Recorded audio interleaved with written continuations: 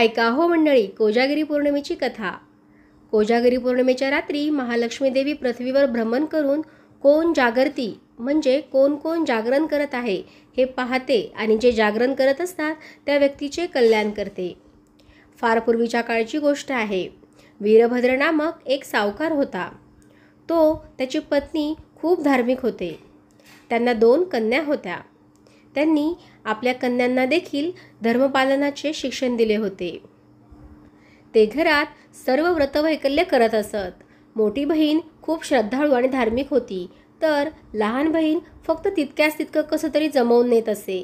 दोघीही शरद पौर्णिमा व्रत करायच्या। मोठी बहीण पौर्णिमेचं व्रत पूर्ण पाळायची। या दिवशी लक्ष्मी पृथ्वी तलावर असते, त्यामुळे मोठी बहीण तिच्या स्वागतासाठी मसाल्याचं दूध आटवत असे व जागरण करत असे। रात्री 12 वाजेपर्यंत जागरण करून ती सर्वांना दूध वाटत असे। इंद्र, ऐरावत व लक्ष्मीचं पूजन करत असे। चंद्राची पूजा करून रात्री आनंदात जागरण करत असे। देवीसुद्धा कोण जागा आहे हे पाहत असते असे म्हणतात, त्यामुळे ती जागरण करत असे। रात्री चंद्राला औक्षण करत असे, परंतु लहान बहीण व्रत अर्धवट सोडून झोपून जायची। तिचे आई वडील नेहमी तिला समजावत असत, पण तिच्यात मात्र तिळमात्र फरक पडत नव्हता। कालांतरानं दोन्ही बहिणींचे विवाह झाले। दोघींच्याही घरी सुखसमृद्धीला कशाचीही कमतरता नव्हती। मोठ्या बहिणीला 2 मुले झाली। ती खूप आनंदात होती, पण धाकटी बहीण मात्र सर्व सुख असूनही फार दुःखी होती, कारण धाकट्या बहिणीची मुलं जन्म घेताच मृत होत होती। हे कशामुळे होत होतं हे मात्र त्यांना कळत नव्हतं। त्यामुळे एक तपस्वी ऋषीवरांना बोलवून तिने आपली व्यथा मांडली व कारण विचारलं। तेव्हा ऋषी म्हणाले, मुली, तू पौर्णिमेच्या दिवशी अपूर्ण व्रत करत असल्यामुळं ही दशा तुझ्या मागे लागली आहे। तुझ्या मुलांची अकाली मृत्यू होत आहे। हे सारं ऐकून धाकट्या बहिणीला आपण केलेल्या चुकीची आठवण झाली। तिने पुन्हा हात जोडून त्यांना त्याविषयी मार्ग दाखवा म्हणून सांगितले। तेव्हा ऋषी म्हणाले, मुली, तू पौर्णिमेच्या दिवशी योग्य व्रत पाळल्यास तुझी मुलं जिवंत राहतील। त्यानंतर ते ऋषी तिला आशीर्वाद देऊन निघून गेले। ऋषींनी सांगितल्यानुसार वीरभद्रच्या धाकट्या मुलीनं विधीचं पालन करून शरद पौर्णिमेचं व्रत केलं। काही काळानंतर तिला मुलगा झाला, पण तोही लवकरच मरण पावला। तेव्हा मात्र ती खूपच दुःखी झाली। इतकं सारं व्रतवैकल्य करून देखील माझ्या नशिबी पुन्हा दुःखच आलं। तिनं मृत झालेल्या मुलाला पाठीवर झोपावलं आणि कापडानं झाकलं। आपल्या बहिणीला मुलगा झाला म्हणून ती तिला भेटण्यासाठी मोठी बहीण आली होती। बहीण आपणास भेटावयास आली म्हणून तिने मोठ्या बहिणीला बसायला जागा दिली। मोठी बहीण बसणार इतक्यात तिचा स्पर्श मृत बाळाला झाला आणि तो मुलगा रडू लागला। मोठी बहीण रागानं म्हणाली, मी जर या मुलाच्या शरीरावर बसले असते तर हा मुलगा मेला असता। यावर धाकटी बहीण म्हणाली, तो तर आधीच मेला होता। तुझ्या स्पर्शानं, पुण्यकर्मानं तो जिवंत झाला आहे। आपण दोघी बहिणी शरद पौर्णिमा व्रत करायचो, पण तू ते पूर्ण करायचीस आणि मी अर्ध्यातूनच सोडून द्यायचे। माझ्या चुकीमुळं मुलं जगत नव्हती, पण तुझ्या पुण्यामुळं हे मूल जिवंत झालं आहे, असं तिनं थोरल्या बहिणीला सांगितलं। या प्रसंगानंतर दोन्ही बहिणींनी संपूर्ण नगरात ही कथा सांगितली। शरद पौर्णिमा व्रत पूर्ण करणाऱ्यास कसं संतती सौख्य लाभतं आणि त्याच्या संततीस दीर्घायुष्य प्राप्त होतं हेही लोकांना सांगितलं। तेव्हापासून हे व्रत मोठ्या प्रमाणात केलं जाऊ लागलं।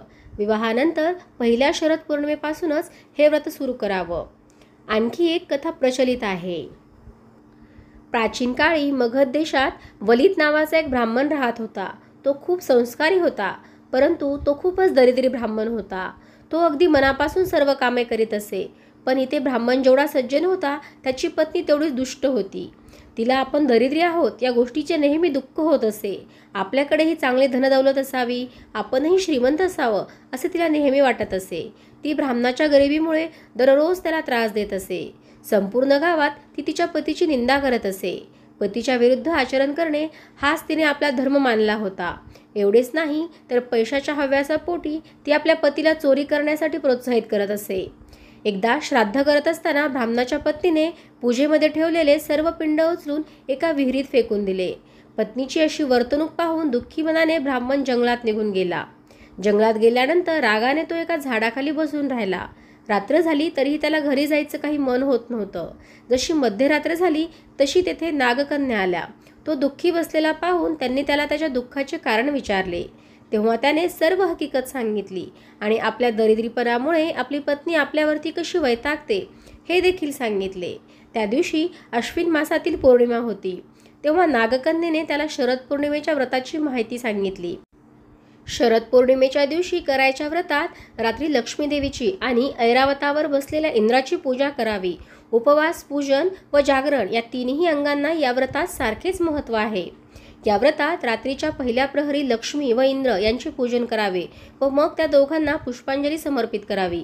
अशी पूजा झाल्यानंतर पोहे व नारळाचे पाणी देवपितरांना अर्पण करून आत्यष्ठांना द्यावे.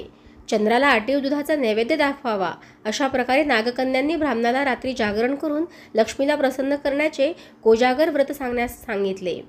ब्राह्मणाने विधिवत कोजागर व्रत केले. या व्रताच्या प्रभावाने ब्राह्मणाला अपार धनसंपत्ती प्राप्त झाली. भगवती लक्ष्मीच्या कृपेने त्याच्या पत्नीचीही बुद्धी शुद्ध झाली आणि ते दाम्पत्य सुखाने संसार करू लागले. आणखी एक पौराणिक कथा ऐकूया आपण. शरद पौर्णिमेच्या दिवशी माता लक्ष्मीचा जन्मदिवस मानला जातो. त्या दिवशी ती समुद्रमंथनातून प्रकट झाली होती. कोजागिरी पौर्णिमेच्या रात्री चंद्र आपल्या संपूर्ण 16 कलांमध्ये असतो. चंद्राची किरणं विशेष अमृतमय गुणांनी युक्त असतात. श्रीकृष्ण 16 कलेंचे अवतार मानले जातात. द्वापार युगात वृंदावनमध्ये भगवान श्रीकृष्णाने गोपिकांसोबत रात्री रासक्रीडा केली होती. वृंदावनात निधिवनात आजही श्रीकृष्ण आणि गोपिका रासलीला रचतात अशी मान्यता आहे. त्या विशेष प्रसंगाची आठवण करून वैष्णव संप्रदायाचे भक्त रात्रोत्सव साजरा करतात. श्रीकृष्ण आणि राधाची विशेष उपासना केली जाते. मध्यरात्री कोजागिरीचा उत्सव करतात. दूध आटवून मध्यरात्री अगदी 12चे चंद्रप्रकाशात ते सर्वजण प्राशन करीत असतात. चंद्रप्रकाशात असे आटवलेले दूध म्हणजे अमृतच होय. जो कोणी तोपर्यंत जागेल त्याला या अमृताची प्राप्ती होईल, अन्यथा नाही, अशी कथा आहे. रात्री 12 वाजता अश्विनी अप्सरा येऊन विचारतात, को जागरती, म्हणजेच कोण कोण जागे आहे, आणि जो जागा असेल त्याला ते अमृत देतात. ही झाली कथा. पण त्यातील रहस्य काय असावे? जागृत कोण आहे? कोण जागतो? भगवंत गीतेत म्हणतात, या निशा सर्व भूतांना तस्या जागर्ती संयमी, यस्या जागर्ती भूतांना सा निशा पश्योती मुने. भौतिक लाभाकरता सारेच जण जागृत असतात, परंतु संयमी त्या लाभाकरता झोपलेला असतो, म्हणजेच उदासीन असतो. परंतु ज्या अध्यात्मप्राप्तीकरता इतर निद्रिस्थ असतात तेव्हा संयमी जागृत असतो. म्हणूनच कोण जागतो? कोण जागरती? जो संयमी साधक आहे तो. अशा साधकालाच अमृततत्व प्राप्त होत असते. कृषी संस्कृतीमध्ये या दिवसाचे विशेष महत्त्व आहे. शेतकरी वर्गामध्ये हा दिवस उत्साहाने साजरा केला जातो. ग्रामीण भागात ही प्रथा दिसून येते. निसर्गाबद्दल वाटणाऱ्या कृतज्ञतेपोटी कोकणात नवान्न पौर्णिमा साजरी करण्याची प्रथा आहे. या दिवशी बाजारात भाताच्या लोंब्या, कुरडूची फुले, नाचणी, वरी आणि झेंडूची फुले खरेदी करण्यासाठी मोठी गर्दी होते. या दिवशी घराघरात नवीन धान्य आलेले असते. भात, नाचणी, वरी आदी प्रकारच्या धान्यांची एक प्रकारे पूजा करण्याचा दिवस म्हणजेच नवान्न पौर्णिमा. या दिवशी नवीन तांदळाचा भात, खीर करण्याची प्रथा आहे. पक्वान्न म्हणून नवीन तांदळाच्या पिठाचे पाटोळेही केले जातात. अशी प्रथा कला विवेक या ग्रंथात नोंदवलेली आहे. घरासमोर लावलेल्या हरततरेच्या भाज्या नवान्न पौर्णिमेला महत्त्वाच्या ठरतात. नवीन धान्य, भाज्या यांची रेलचेल असते. हे सर्व म्हणजे शेतकऱ्यांची लक्ष्मी असते. यासाठी नवान्न पौर्णिमेला लक्ष्मीच्या स्वागतासाठी घरासमोर रांगोळ्या काढतात. मुख्य प्रवेशद्वारावरच घरातील महत्त्वाच्या वस्तूंवर नवी बांधतात. म्हणजे आंब्याच्या पानात भात, वरी, नाचणी यांच्या लोंबी तसेच कुरडू व झेंडूची फुले एकत्र करून बांधलेली जुडी. आता आपण पाहूया प्रांतानुसार कोजागिरी साजरी करण्याची पद्धत. कोजागिरी पौर्णिमा गुजरातमध्ये रास व दांडिया गरबा खेळून शरद पूनम नावाने साजरी केली जाते. मिथिलेमध्ये या रात्री कोजागराह ही पूजा केली जाते. या निमित्ताने नव्याने लग्न झालेल्या मुलीच्या घरून तिच्या सासरी जावयासाठी भेटवस्तू पाठवण्याची विशेष पद्धत प्रचलित आहे. हिमाचल प्रदेशात या निमित्ताने जत्रा भरते. राजस्थानी स्त्रिया या दिवशी शुभ वस्त्र नेसून चांदीचे दागिने घालतात. धार्मिक वृत्तीचे राजपूत या रात्री चंद्राची पूजा करून शेतकऱ्यांना शर्करायुक्त दूध देतात. हरियाणामध्ये अश्विन पौर्णिमेला दुधाची खीर बनवून ती रात्री चांदण्यात ठेवतात व सकाळी खातात. ओडिसामध्ये शरद पौर्णिमेला कुमार पौर्णिमा असे देखील म्हणतात. या दिवशी गजलक्ष्मी देवीची पूजा करतात. या दिवशी देवीच्या जोडीने चंद्र आणि सूर्य यांचीही पूजा केली जाते. कोजागिरी पौर्णिमेला बंगाली लोक लोक्खी पूजो असे म्हणतात. या दिवशी लोक्खी पूजेमध्ये बंगाली लोक शहाळी व ताजे नारळ वापरतात. नारळात दूध, साखर, तूप आणि सुकामेवा घालून केलेला विशेष गोड पदार्थ या दिवशी कमळात बसलेल्या लक्ष्मीला अर्पण केला जातो. तांब्याचा कलश किंवा मातीच्या कुंभावर आणि शहाळ्यावर शेंद्राने बंगाली हिंदू स्वास्तिक चिन्ह मधल्या बोटाने आणि ओल्या लाल सेंदुराने काढतात. या दिवशी शंख व कमळाच्या फुलाबरोबर श्री लक्ष्मीनारायणाची पूजा होते. बनारस येथे या दिवशी वैष्णव संप्रदायाचे भक्त सोहळा साजरा करतात. ही कोजागिरी पौर्णिमा तुमच्या आयुष्यात सौख्य, मांगल्य, समृद्धी आणि दीर्घायुष्य घेऊन येणारे ठरो. देवी लक्ष्मीचरणी हीच प्रार्थना. धन्यवाद.